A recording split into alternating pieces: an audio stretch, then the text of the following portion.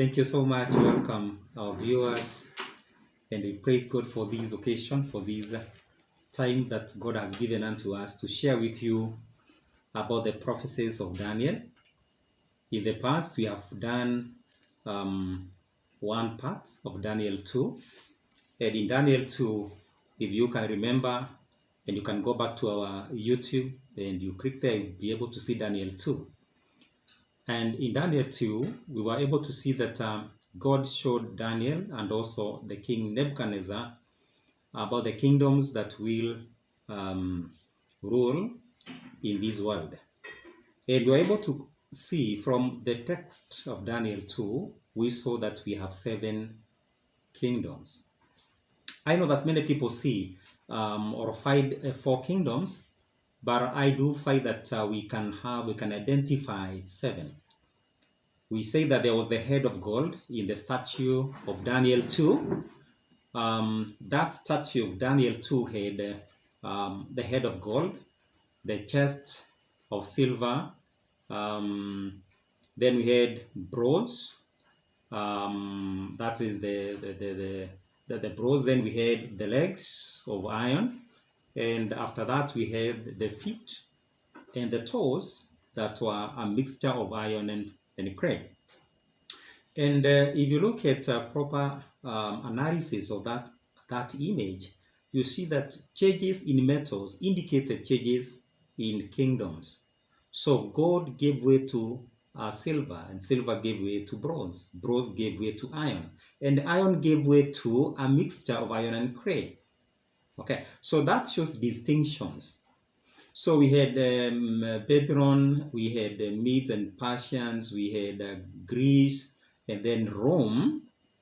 But when Rome disintegrated into so many different nations, we cannot say that now we are under Rome. We are not in that period of Rome, because Rome disintegrated, and now currently as we speak, the entire world is made up of different nations that are free. They are free. Most of them are democracies, and others have different, their unique different governments. So we cannot say that we are at the time of Roman Empire or kingdom. So we are in another time period where we have so many kings. And I therefore say that this period of time, this time that we are, where countries are free and they do whatever they want, they have their own different types of governments. Now this period we can say that it's the 5th period in history, and therefore the 5th kingdom, where you have very many countries that are free. But again, when we look at, and that's now is represented by the feet. We have some which are very strong, others are very poor and weak. But when you look at Daniel 2 and verses 41, it talks about the feet, and it calls it a kingdom. When you go to verse 42, it's now addressing the issues of the toes, talking about the toes, and it calls the toes a kingdom. Now the toes, as we see in Revelation 17, is a future kingdom whereby we shall have 10 kings. And at that time of the kings, that's when Christ, our Messiah, will come and will destroy those 10 kings. Meaning there is some part of Daniel 2 that has not been fulfilled. That goes now and it connects Daniel 2 and the Revelation 13 and the Revelation 17. So therefore, I normally say, I do say that therefore the time of the 10 kings, we can say is the 6th kingdom, is the 6th period in this art's history. And then finally, the 7th one, it's when Christ will come and take dominion of all the kingdoms, and the saints will take or will be given power. That's going to be a kingdom of righteousness.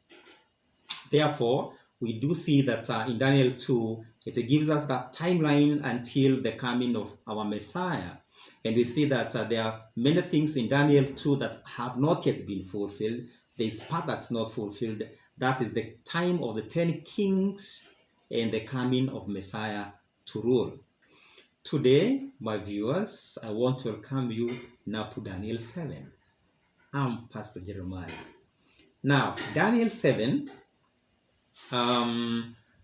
is focused on the time of judgment. It talks about the judgment of the little horn, and vindication of God's people to receive the kingdom. So therefore, when you look at Daniel 7, we shall see some four beasts. But a critical analysis and evaluation of Daniel 7 will also show that it's talking about the future. I don't see so much parallel between Daniel 2 and 7. No. Daniel 7 is so much about the future, and is focused so much. The centerpiece of it is about the judgment of this little horn, and also the vindication of the saints who receive the kingdom. So I want you to take your Bible and read with me, verse by verse, Daniel 7 and verse 1. In the first year of Belshazzar, king of Babylon, Daniel had a dream and visions of his head while on his bed. Then he wrote down the dream, telling the main facts.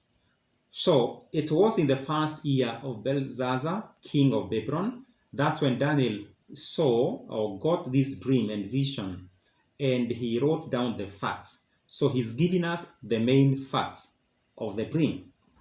And as he wrote now, remember, these dreams or the visions he got them from our Father of heaven. Now, in verse 2, he is telling us this way, verse 2, Daniel spoke saying, I saw in my visions by night, and behold, the four winds of heaven were stirring up the great sea.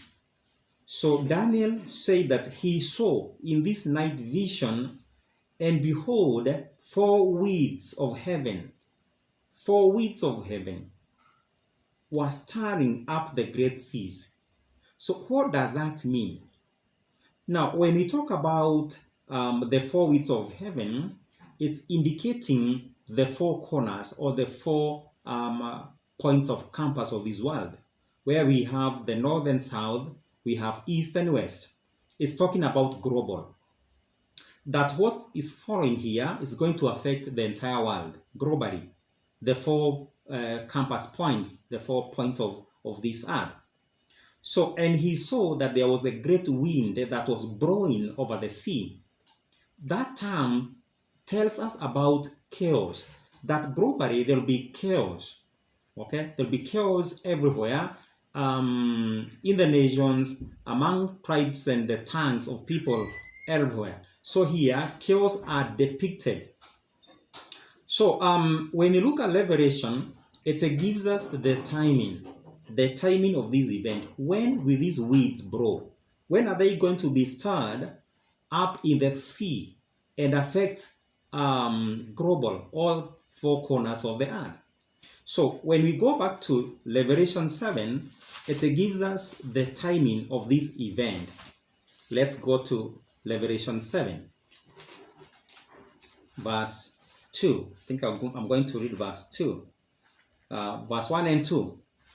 After these things I saw four angels standing at the four corners of the earth, holding the four winds of the earth, that the wind should not blow on the earth, on the sea, or on any tree. See, in Revelation we see now John shown by the angel and was able to see four angels standing at the four corners of the earth. That's global. That is north, south, east, and west. And the purpose of them standing there was to prevent, they were holding the four winds of the earth. So these four winds which you have seen in Daniel 7, that Daniel saw four winds blowing, stirring over the sea, and that phenomenon now brought the beast that you are going to see. So here John also sees the same phenomena, the same event, that angels are preventing this occurrence, this event from happening, the winds from the four corners of the earth. And so as I have said, John gives us the timing, and the timing is at the end of time.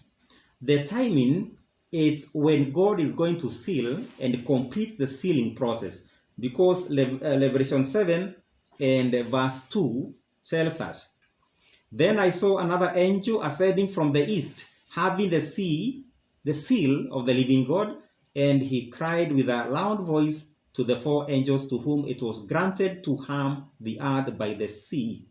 You see. So now, when John saw these four angels standing, preventing these winds from blowing, bringing chaos or destruction over the earth, then he saw another angel ascending from the east, having the seal of the living God.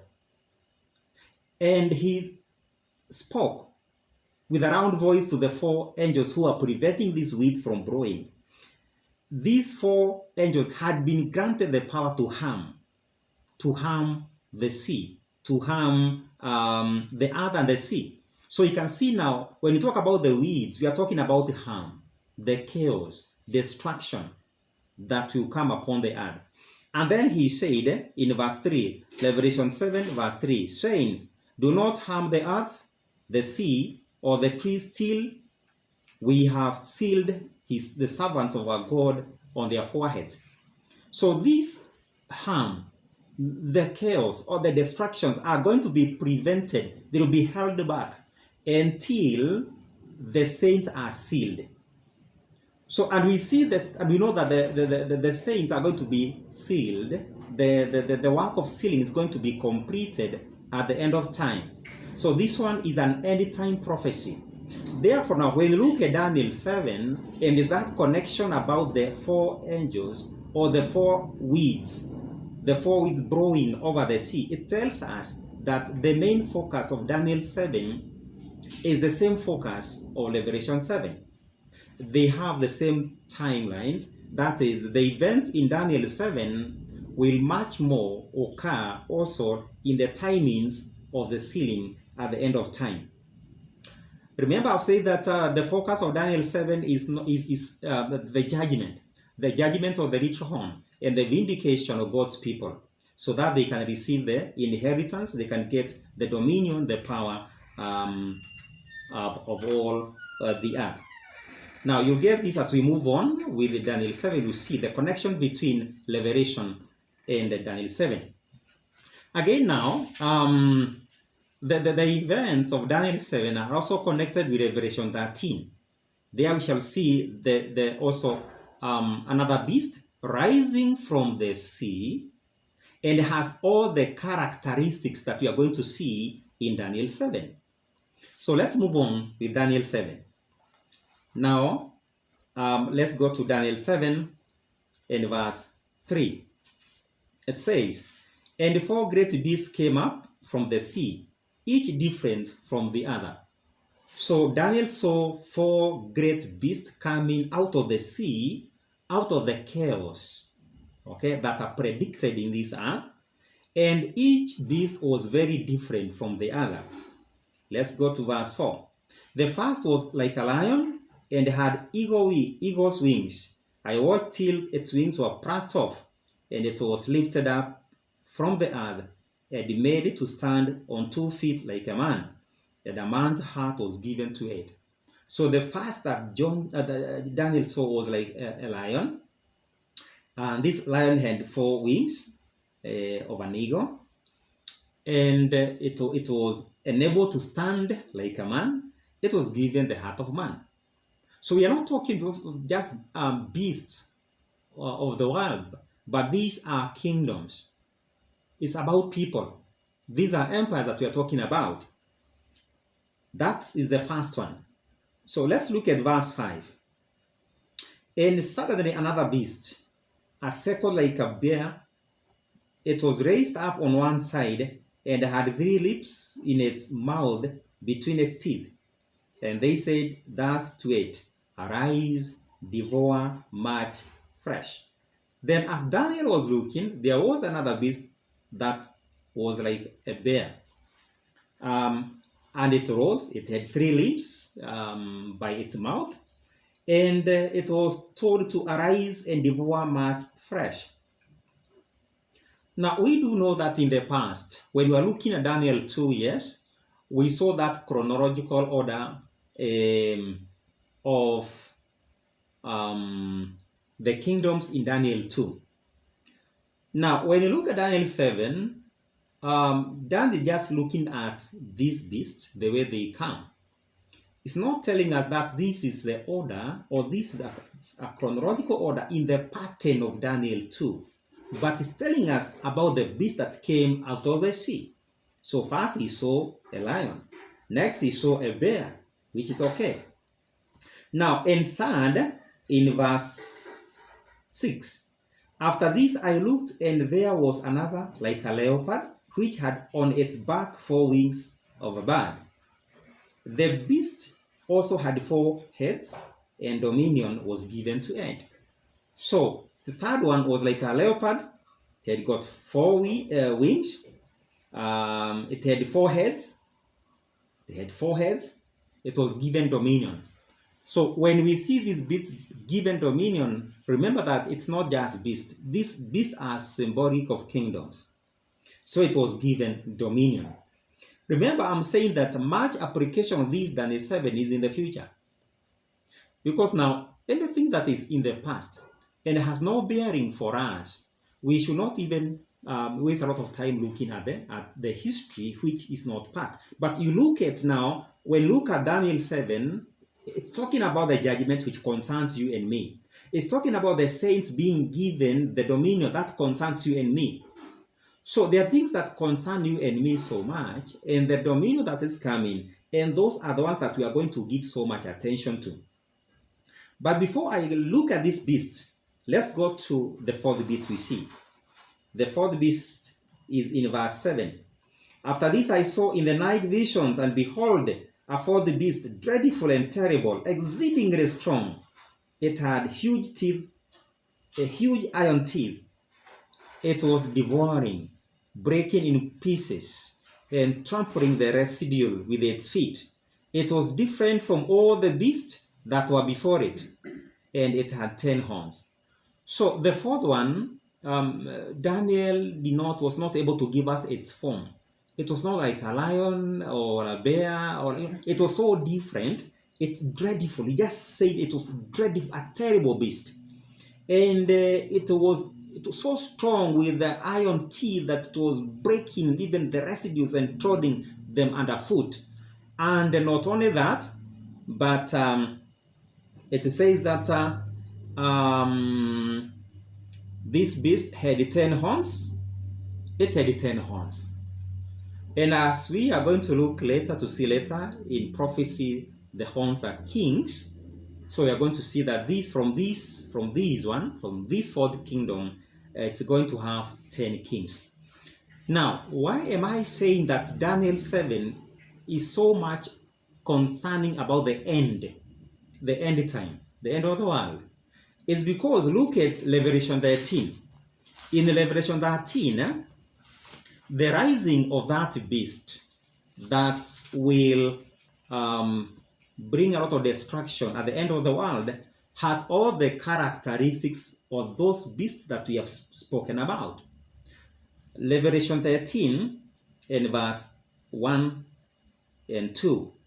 Then I stood on the sand of the sea, and I saw a beast rising up out of the sea, having 7 heads and 10 horns, and on his horns 10 crowns or diadems, 10 crowns, and on his head a blasphemous name.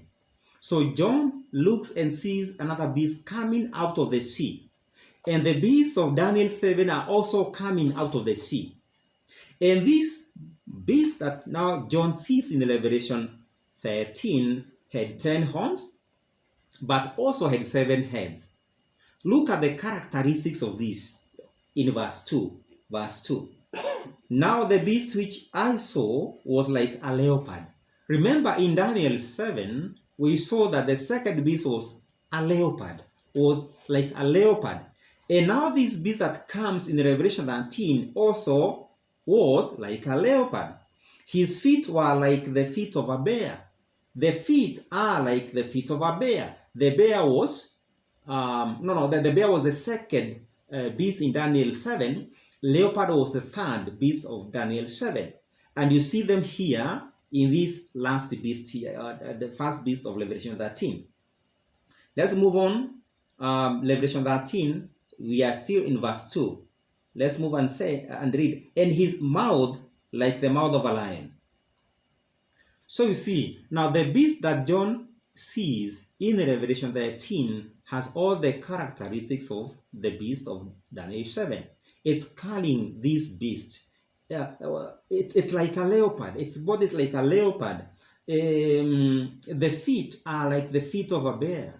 And the mouth is like the mouth of a lion. Then the dragon gave him his power, his throne, and great authority. Then this beast will be given the authority and the power by the dragon. Okay, now, so my dear listener and viewer, you see that now, Daniel 7 and 13, they are merging. They have great real connection. Okay, and that's why when I looked at the weeds, the four weeds were brewing, was stirring the waters. The same scenario is seen by John in Revelation 7. Might it be the same starting point? So the issue of timing is critical. It's critical. Because now when the weeds are brewing here, we know that they're bringing harm. They're bringing destruction. The same case now John says. But John says that this scenario or this event will happen at the end of sealing. That is at the end of the world. When God's people are well prepared so that they can face the persecutions and also carry the gospel to the entire world at the end of time. So we see that the timings are the same and the connection is real between Daniel 7 and Daniel and Revelation 13. Though in the past we had the kingdoms that we saw in Daniel 2, but Daniel 7 talks about this beast remaining in power or being there until the end of time, as we shall see. Okay, before you go on, I can say that here the setting is future. Let's look at Daniel 7 and verse 8. Listen to this. Verse 8. Daniel 7, verse 8. I was considering the horns, and there was another horn, a literon, coming up among them, before whom 3 of the first horns were plucked out by the roots. And there, in this horn, were eyes like eyes of a man, and a mouth speaking pompous words. So as Daniel was looking at this fourth beast, that was dreadful. It was so dreadful. And when he was thinking about the horns of Daniel, of the fourth beast of Daniel 8, when he was considering these horns, the Bible says that there was another horn that came up. Okay, among or within those 10, another horn came up. And as it was coming up, it uprooted 3 of the former horns. And this literal horn had eyes and mouth like the eyes and mouth of a man. So you see that now here we have a literal horn, and Daniel wants to know more about this literal horn because it concerns God's people here. It's a persecuting power. Let's go to verse 9. I watched till the thrones were put in place, and the Ancient of Days was seated. His garments was white as snow, and the hair of his head was like pure wool. His throne was a fiery flame, its wheels of burning fire. So as he was looking at this literal horn, and the eyes and mouth of this literal horn, he saw thrones being set. The idea of thrones here being set is an idea of judgment. The court sat, and now this was a setting of judgment. And he's describing our Father, the way he looked like, and his throne the way it was. That's what Daniel is describing. And then he says in verse 10, a fiery stream issued and came forth from before him. 1,000,000 ministered to him. 10,000 times 10,000 stood before him. The court was seated, and the books were open. So it is in the times of this ritual horn that judgment was done. The Bible says the court was seated and the books were open. Daniel saw that. So we can say that the timing of the fourth beast coincides with the timing of judgment. Where do we have judgment? At the end of the world. Even in the parables that Christ gave, or Christ, or Messiah, Yeshua, he said that the judgment, the time of separating the wheat from the tares, is at the end time, the end of the world. So Daniel 7 brings us down to the end when the thrones are set and judgment started and the books were opened. Look at verse 11. I watched then because of the sound of the pompous words which the horn was speaking. I watched till the beast was slain and his body destroyed and given to the burning flame. Now, that verse shows us that it is at the end. Daniel watched until he saw, because now this little horn was speaking evil words against the Most High. He was talking words that are against the Most High. And as he was listening these words coming from the mouth of this little horn, he looked and saw the beast that had this little horn captured, slain or killed, and its body destroyed and given to the flame. You see now, so therefore this beast is going to be there until when it will be destroyed by fire. When the saints will be vindicated, when this little horn will be judged and given to the flames, given to the fire. So if we say that this referred to the ancient Rome that ended but was not burnt or taken to the flame, then we are going to miss this mark. Because here we see the scenario here, the final destruction of this power, the final destruction of this ritual horn comes at the end of time when judgment sits and the beast slain or killed and then burned to get the final destruction.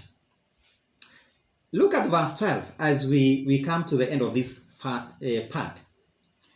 Verse 12 says, as for the rest of the beast, you see, now here we are talking about the fourth beast being captured, killed, slain, and burned. But what about the leopard? What about the bear? What about the lion? So Daniel says that as for the rest of the beasts, they had their dominion taken away, yes. Their lives were prolonged for a season and a time. And that this now goes beyond here because we can see it clearly in Revelation. We can see that there is a beast that's going to be slain by the other powers, by the other prayers that will form that power. And we see the same here. So we see that all these powers of Daniel, their lives were prolonged.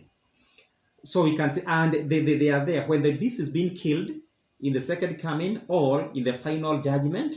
We see that all these beasts are there. Their lives had been prolonged. Okay.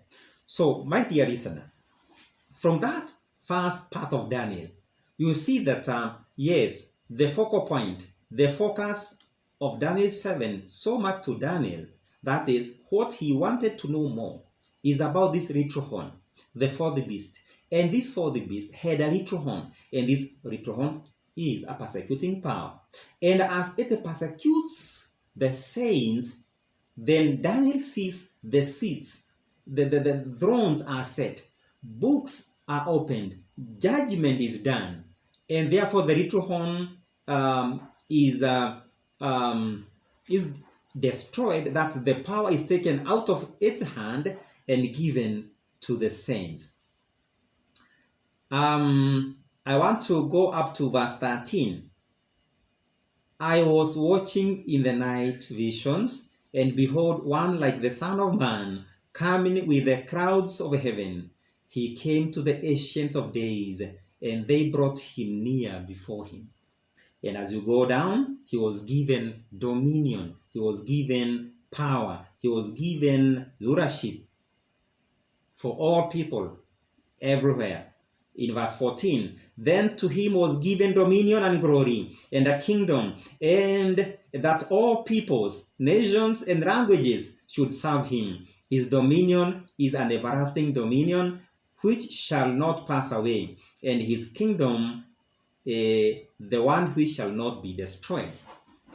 I think that idea we saw in Daniel 2, when we saw the rock from the mountains that's not hewn by man's hand coming down.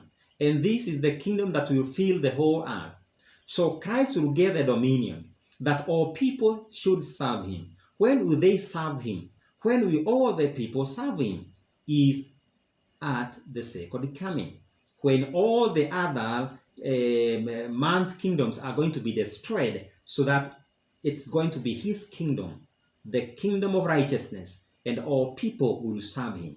You see now, the main theme here takes us to the end, when Christ comes and crashes the dragon or the Antichrist, because I want to put to you, even before we go to there, that this little horn is the Antichrist. The power of the Antichrist, the kingdom of the Antichrist is the little horn.